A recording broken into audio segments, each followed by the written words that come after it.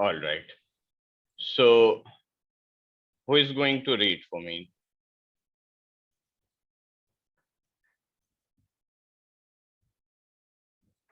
Yes, Genia. I think Genia read a lot in the last class. Genia, you wait. You read a lot. Yanshi, you can start. The frame was oval, richly gilded and ornate. It's As a thing gilded. of art, Wait, wait. It is gilded. Say it. Not glided. gilded Yes. and And ornate. ornate. As Yes. a thing of art, nothing could be more admirable than the painting itself. But It it is could have admirable. been Yes. neither the, but it could have been neither execution of the work nor the immortal beauty of the face, which had so suddenly and so vehemently moved me. Least of all could it have been that my imagination, shaken from its half slumber, had mistaken the head for that of a living person. I could see clearly the design and the frame. I thought deeply for an hour, perhaps, half sitting, half lying down, with my eyes fixed upon the portrait. At length, satisfied with the true secret of its effect, I fell back within the bed. I had found the spell of the picture in its true to life expression overcoming me. I pushed back the candles into their former position. I began to search in the book for the history of the paintings in the room. Then turning to the page about the oval portrait, I read these words vaguely written. Vaguely written. She All right. was a maid. Yanshi, stop there. So, now, yes. So now the narrator is talking about the frame of the painting. First, he told about the details that what was present in the painting, and now he is telling us about the details about how was the frame like, right? So he's saying that the frame was oval. So first of all, we come to know the shape of the frame that was oval, richly gilded. Gilded is something that is covered in gold. So there must have been, the frame must have been golden. All right. And ornate. Ornate means decorated. So there must have been some decoration also on the frame. Maybe some gems were studded on the frame. Maybe there were some engravings and carvings present on the frame. So the frame was golden, and ornate means decorated also. So as a thing of art, nothing could be more admirable than the painting itself. What does it mean? So it means that the painting was of the highest quality, right? Because the narrator is saying that as a thing of art, nothing could have been more admirable. So it was actually very admirable. It was an excellent painting, right? Because he is saying that nothing could have been more admirable when we consider it to be a thing of art. So it was a high quality, it was a masterpiece of art, right? But it could have neither been neither the execution of the work nor the immortal beauty of the face which had so suddenly and so vehemently moved me. So now the narrator is saying that he was still not sure that why the painting had so suddenly and vehemently means so strongly moved him, right? So he is saying that neither it could have been the execution of the work means the act, the process of painting, that it was painted so well that I was so moved with it. So he is saying that neither it could have been the quality of work, and immortal beauty of the face means endless beauty. Immortal is something that does not die. All right. So he is saying neither it could have been that the face had endless beauty. So that is why I was so moved. So the narrator is very confused that what moved him so much after looking at the painting. What is the thing that had so suddenly and strongly attracted him towards this painting? Least of all could it have been that my imagination, shaken from its half slumber, had mistaken the head for that of a living person. So he is saying that maybe there is some small amount of possibility present that my imagination shaken from its half slumber means that he was feeling sleepy, right? So half slumber means he was a half in, you can say, in sleep, right? Because he was feeling very sleepy as it was midnight. So he is saying that in my half sleep, maybe I was shaken up and I was awake in my sleep. So maybe at that moment I had mistaken the head that was present in the painting for that of a living person. That I must have thought that there was a face of a living person in the painting. Maybe there was a ghost or a spirit in the painting. An actual person was present inside the painting rather than it being a painting itself, right? So this is one of the probabilities that the narrator is thinking about. That maybe I must have seen it to be the head of a living person. That is why I was so strongly moved by the painting. I could see clearly the design and the frame. So now he is saying that now he could clearly see the design of the painting and the frame of the painting. And what is happening? I thought deeply for an hour perhaps. So for an hour, he continuously kept on looking at the painting and continuously he kept on thinking about the painting, right? Half sitting, half lying down. So he was he laid his back against the bed on which he was lying. So he was half sitting and half lying and looking at the painting with my eyes fixed upon the portrait.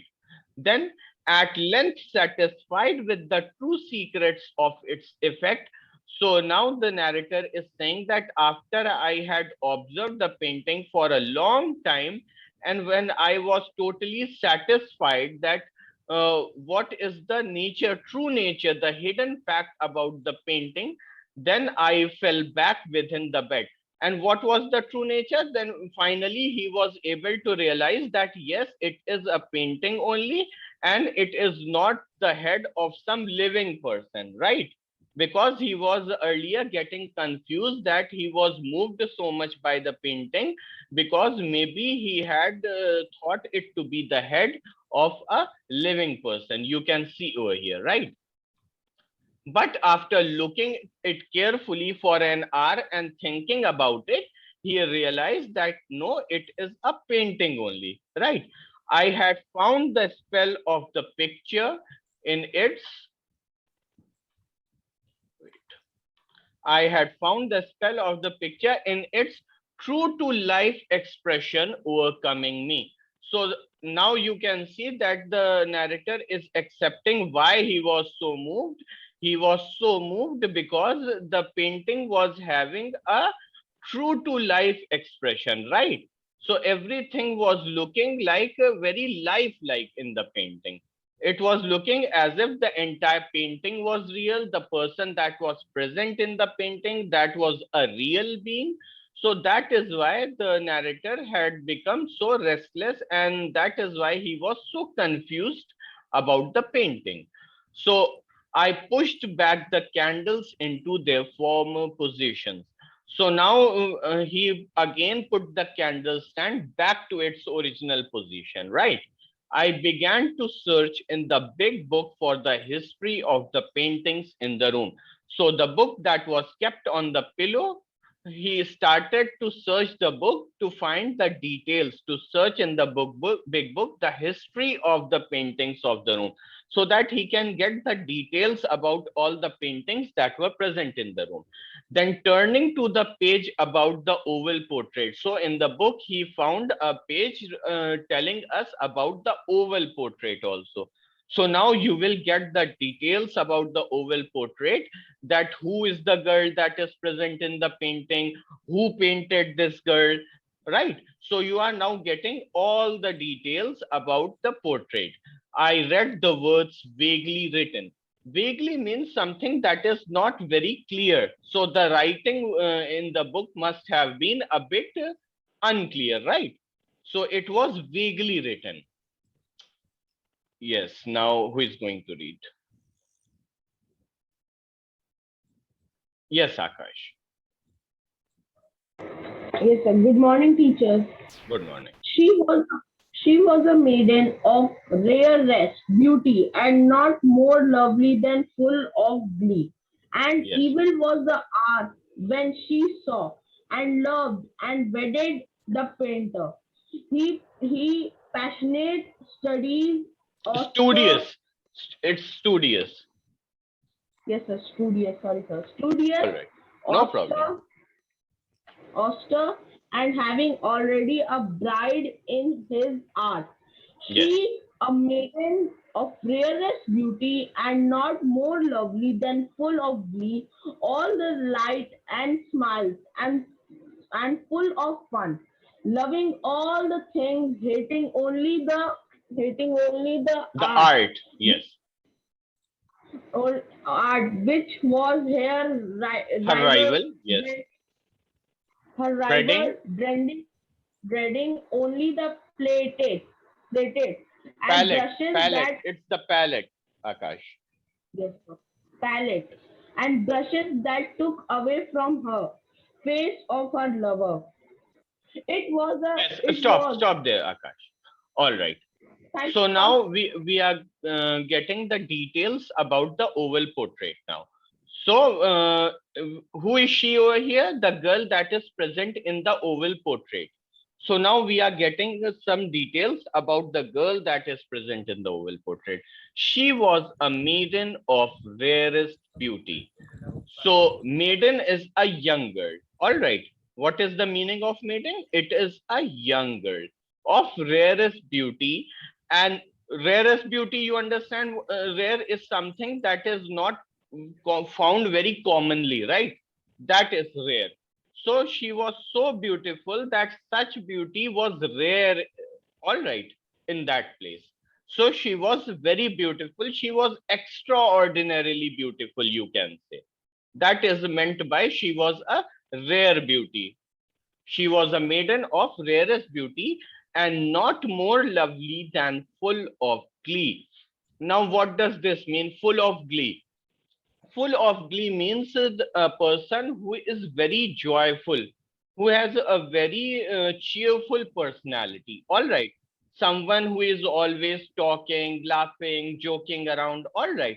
So, someone who has a very full of life kind of personality. All right. Someone who is not always serious, silent, or sad in nature, but someone who is very happy, cheerful, joyful, full of life, always talking to others. So she was someone who was full of glee, means full of life and happiness. So she was equally lovely, she was equally beautiful, and she was equally full of life and happiness. She was cheerful. All right. And evil was the hour when she saw and loved and wedded the painter. So the hour when she saw the painter whom she started loving and wedded, that hour has been called evil. So the moment she saw the painter of the painter, who is the painter who has painted this painting, right? Who has made this oval portrait? We are talking about that painter. So basically, now you are realizing that the painter has painted the portrait of his wife, right? So evil was the hour when she saw and loved and wedded the painter. So that time when she saw the painter and started loving him and then married him, that time has been called evil. He passionate, studious, austere, and having already a bride. So now, first of all, we came to know about the nature who was the young girl. Now we are getting to know about the nature of the painter, that what was the personality of the painter. So the painter was someone who was very passionate. Who is passionate? Someone who has very strong feelings about something, right? And studious is a person who is very intellectual or serious about something in his approach, right? An austere is someone who has a very cold and stern personality. All right. Someone who is very cold and not warm hearted. All right. Someone who is very serious in his work, who is very serious in his approach, and having already a bride in his art. So now you can see the contrast between their personalities. So you can clearly see that their personalities were quite the opposite, because the young girl was full of glee. So she was full of life. She was always laughing, smiling, talking to people, having a cheerful face, cheerful heart. But the painter over here instead is an austere person. An austere person is someone who is very cold and stern. All right, who is very serious about his work, always passionate about his work. So he was always engrossed in his own. He would not talk to many people. He would just do his work studiously. And he was very cold in his approach, not warm hearted. So he would not talk to a lot of people. So their approaches were quite different. The nature of the painter was very different to that of his bride, yes, to his wife, when you compare his nature to his wife, and having already a bride in his art. So over here you will find that he loved his art so much. He was so engrossed in his art all the time that his art has been called his bride. All right, that he loved his art so much that it has been called his bride. She, a maiden of rarest beauty. So again, now we have come back to the young girl, that she was a maiden of rarest beauty and not more lovely than full of glee, means that she was equally cheerful as she was lovely, all light and smiles. Right? So she was always smiling and she was light-hearted, right? And full of fun, loving all things, right? So she was always full of fun. She loved everything, hating only the art. So what was the only thing that the young girl hated? It was the art of her husband, right? The art of the painter. Because the painter was always engrossed in his artwork and he would never pay attention towards his lovely wife. All right. The painter did not find out time to talk to his wife, to take her somewhere. So he was always engrossed in his art and never paid any attention to his lovely wife, to his young wife. That is why she hated the art only. Otherwise, she loved everything, but she only hated the art, which was her rival. Rival is someone who is your opponent, who is your enemy. And why she considered the art her opponent or her enemy? Because the painter paid more attention to his art rather than to his wife. So his wife considered the art of the painter to be her rival, her opponent, or her enemy, you can say. Dreading only the palette and the brushes. Dreading means fearing, when you don't like something or you fear from something. Only the palette. Palette over here means the plate, the tray in which the painter would mix all the colors for painting. You have seen the palette here, right? The whenever someone is painting, the colors they where they mix it, that plate is called palette. All right. So she feared only the palette and the brushes with which the painter painted, because she knew that once he starts painting, he takes up the palette and the brushes, then he would not talk to me, he would not pay any attention towards me, even if it is for days or weeks. The painter would just be engrossed in his work and he would not even talk to her, he would not even pay any attention towards her. That took away from her the face of her lover. So why she dreaded the palettes and the brushes, and why she considered art to be her rival? Because they took away from her the face of her lover. So it clearly means that the painter would stay away from her because of this art, because of this palettes and brushes, because he would get totally engrossed in his painting work and he would start neglecting the young girl.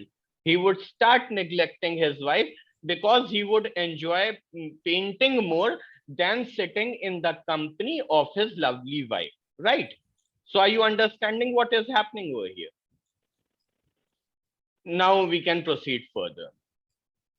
Yes, Neha, start. It was thus a terrible thing for this lady to hear the painter speak of his desire to portray even his young bride.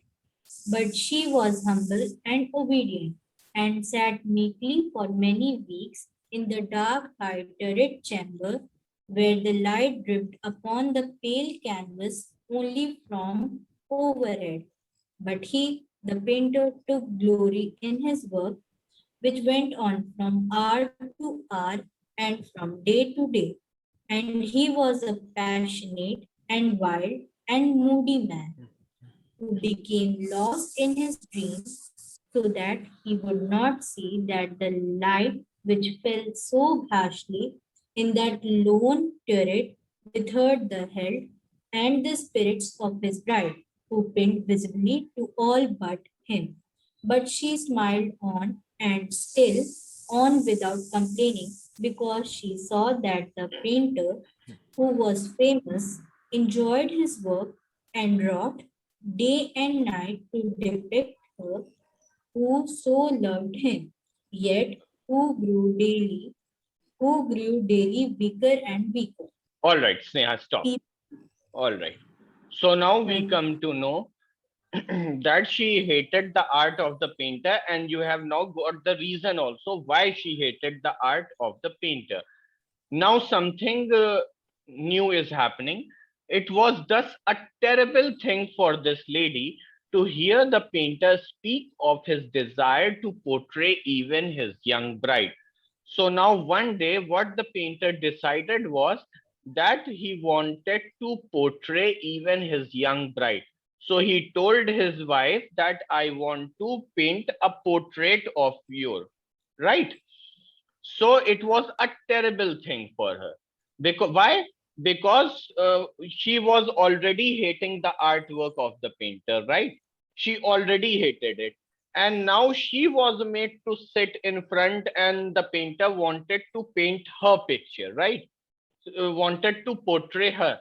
So now she knew that I will be sitting in front of the painter, and still he would not pay any attention to me, and he will be engrossed in his artwork only.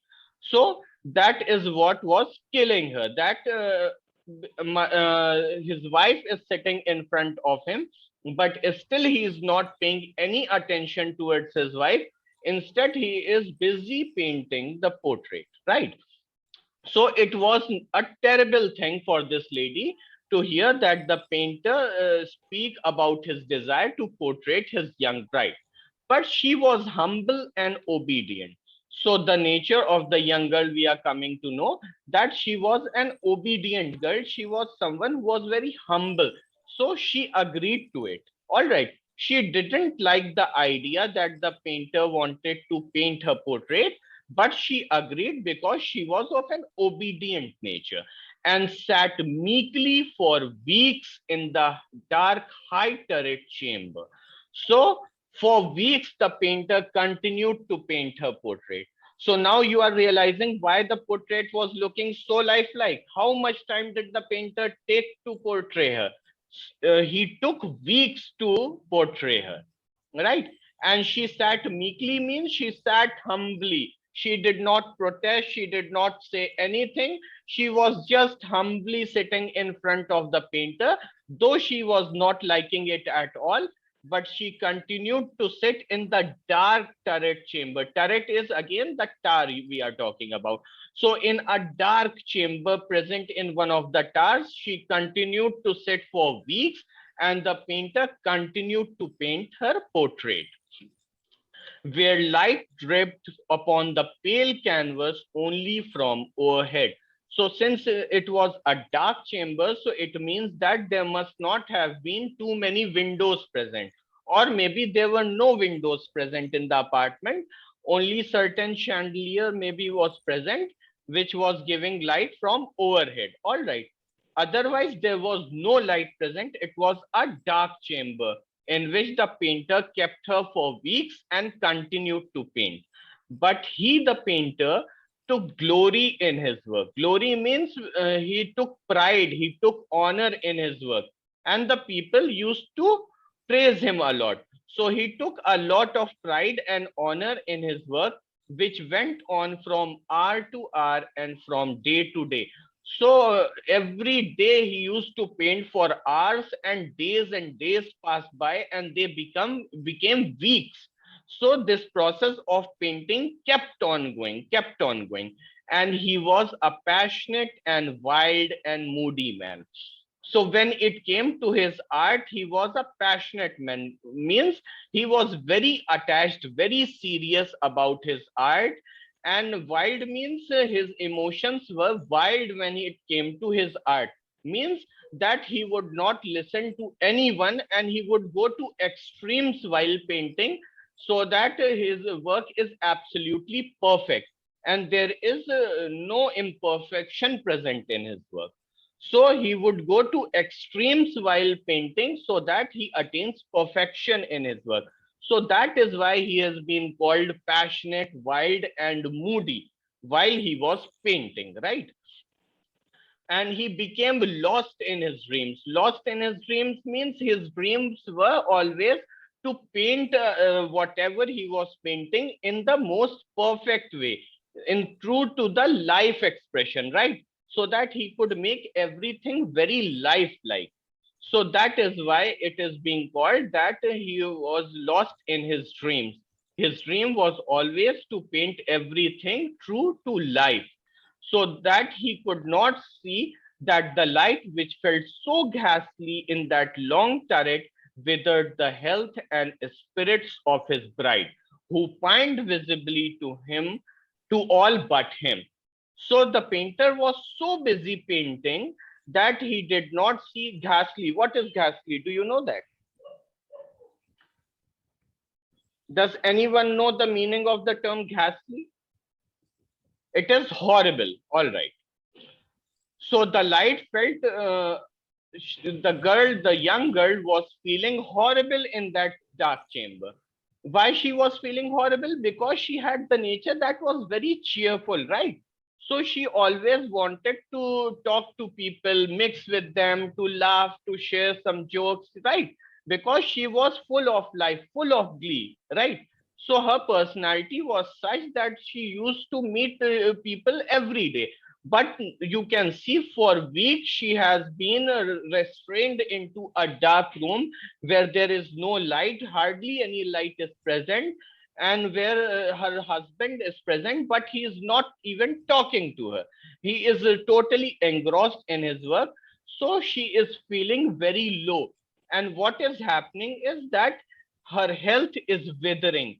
Withering means deteriorating, right? So her health is going down and down, and her spirits are also going down. So she is getting very restless over there, and her health is withering. And she pined means she grieved to all. When you look at her face, you could see that she is not happy, she is grieving. Everybody could see it but him. Why the painter could not see it? Because he never paid any attention towards his wife. He never looked at the face of his wife carefully, that how is she thinking, sitting in the dark chamber for weeks. But he was always engrossed in his work, right? So everybody could see that she is not happy, but her own husband cannot see that. Yet she smiled on and on without complaining. So now we are coming to know that she had a very noble character, that her health was withering away, her spirits were down, she was grieving. You can see on her face that she was grieving, but she still kept on smiling because she saw that the painter who was famous enjoyed his work. So she wanted to keep her husband happy, right? Her priority was to keep her husband happy. And she saw that my husband is famous for his work and he is enjoying his work. So the biggest joy that my husband has is when he does his painting. So she allowed him to keep on painting and wrought. Wrought means to give shape, to mold a portrait. All right. So he worked day and night to depict her, to portray her. Depict means to show or portray something. So he worked hard day and night molding her portrait. So whoso loved him, yet grew daily weaker and weaker. So she was seeing that how her husband was loving his work and how daily he was molding her portrait to depict her. But daily she was growing weaker and weaker in the dark chamber in which the painter was painting her portrait. All right. Now who is going to read further?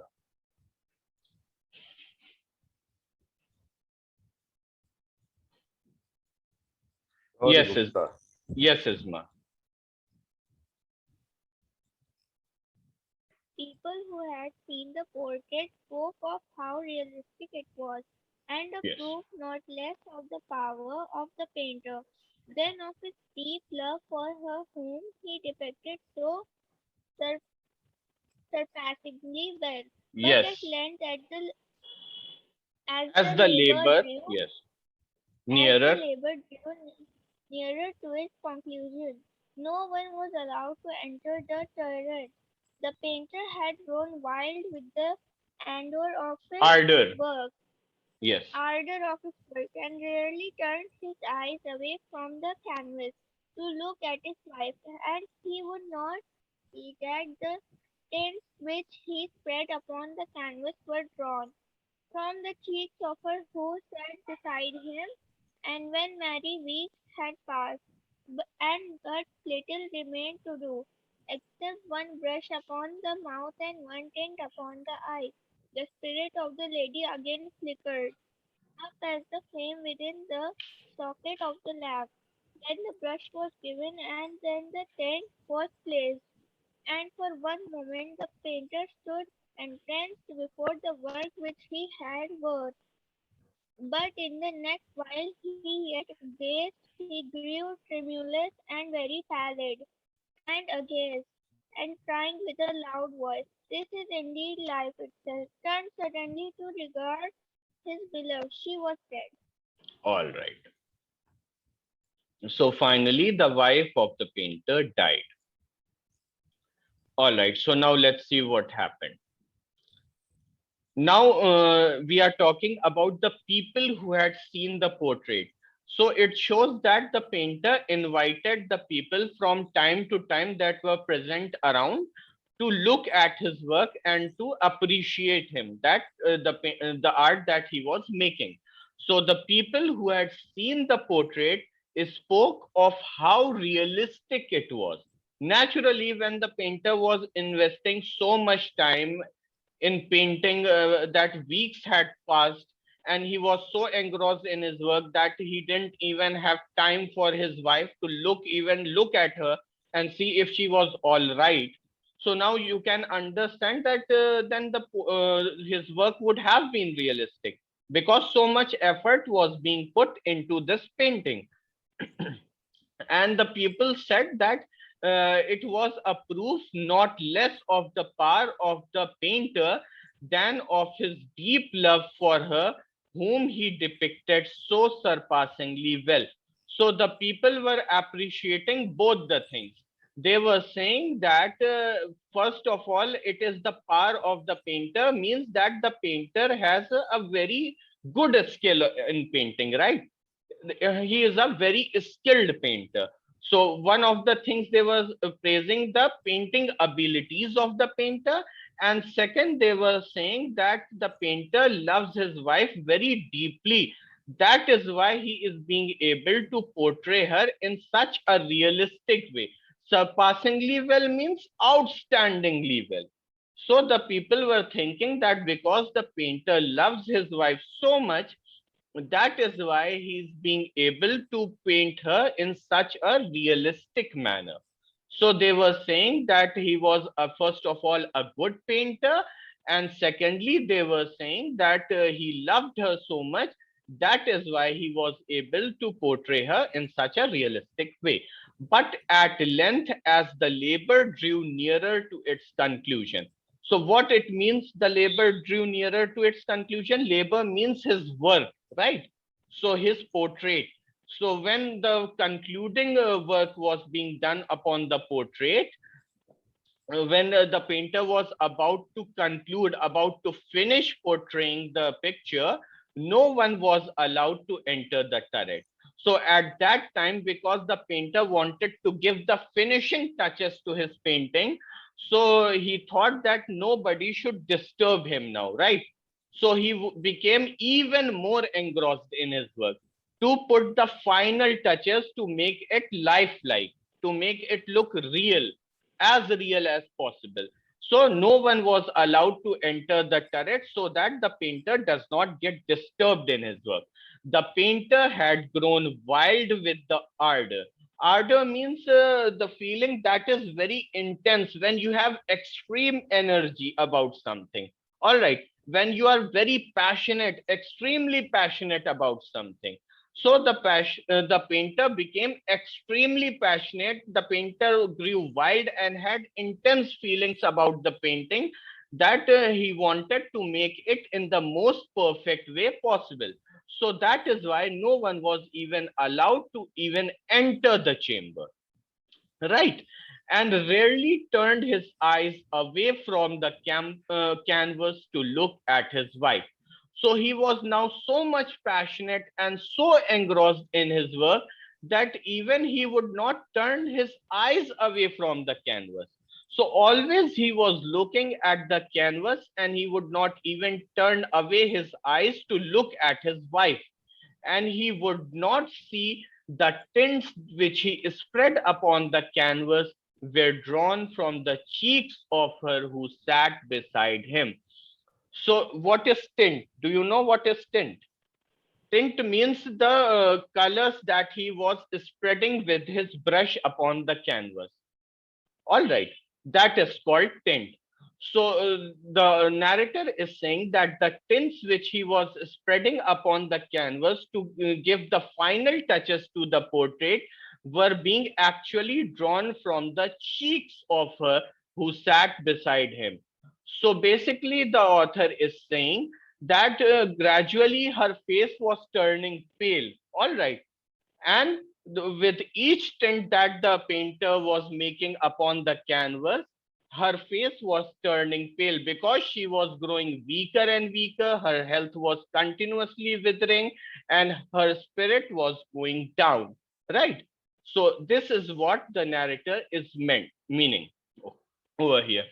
And when many weeks had passed, but little remained to do. So when a lot of time, weeks had passed and very little was left to do, when the painting was near about to its completion, except one brush upon the mouth and one tint upon the eye. So we are now talking about the last two strokes, that the painter put one tint upon the eye and one brush upon the mouth. The spirit of the lady again flickered.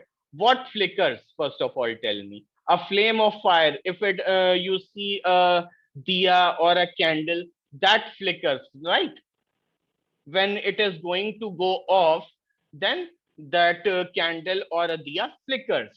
So the spirit of the lady, the soul of the lady flickered at the time when the painting was getting completed, right?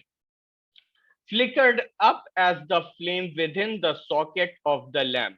So it is being compared, the flickering of the spirit of the lady is being compared to the flame within the socket of the lamp. So like a flame that is present in the lamp starts flickering when it is about to go off, in the same manner, the spirit of the lady also flickered at the time when the painter was completing his work. Then the brush was given and then the tint was placed. So here the painter is placing the last tint. He is making the last finishing move upon the portrait. And for one moment, the painter stood entranced. What is entranced? Entranced means someone who is in deep thought or who is spellbound, means who is captivated.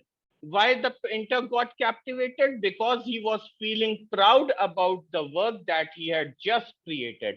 It was looking so lifelike that the painter became entranced with his own work, because now he had concluded his work. Entranced before his work, which he had wrought. Wrought again means to mold and give shape to a portrait, which he had wrought. But in the next, yet while he yet gazed, he grew tremulous and very pallid. What is tremulous? When you start trembling and shaking. So the painter was getting so much satisfaction that he started trembling. He was so happy, because when you get happy, you also start crying, right? So the painter was so happy, so satisfied with his work that he started trembling and shaking, and he became entranced with his own work, right? And very pallid. What is pallid? Lacking color or going pale. So he was just deeply looking at his work.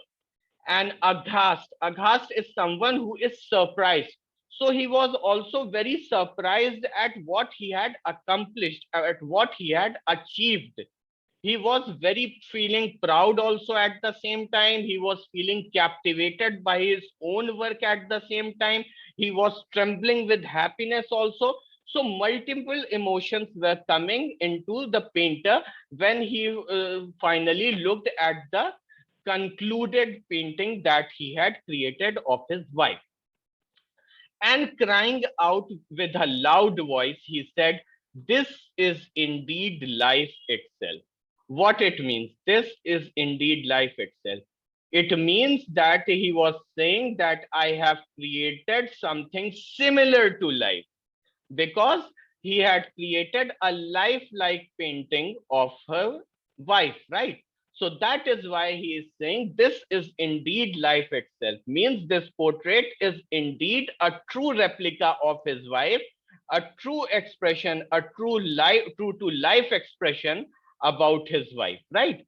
Because the painting was looking lifelike. Turned suddenly to regard his beloved. Now, when he has completed the painting, now he is turning towards his wife to regard his beloved, that yes, see, now I have painted you in the most lifelike way possible. But she was dead. But at that time, she had already died. So now when the painter is getting time to actually pay some attention towards his wife, to see his wife, at that time she was already dead. So this completes our story. So basically what the author is trying to point out in this story is that if we are looking at perfection, then should it be at the cost of the relationships that we have in our life? All right. So should we go to such extents and to such lengths that we ignore the people that are important in our life, with whom we have relations? So should we ignore them also? Because what happened over here, that he was so much engrossed in his painting work that he ignored his wife, right? And he is saying that he has created a lifelike painting, right? Because he's saying this is indeed life itself. So he has definitely attained perfection in his work by creating a lifelike painting. But what was the cost that he paid? That is very important. And the cost was that he paid was the death of his wife, right? He paid it with the life of his wife. So, is this passion or about his art, was it necessary? Is it necessary that we go to such lengths in our passion to create perfection in any of our work, be it art, be it anything else in our life, that we value the relations also lesser when compared to our passions that we have for other things? This is the thing that we need to discuss, that we need to talk about. And the author has left room for discussion on this topic.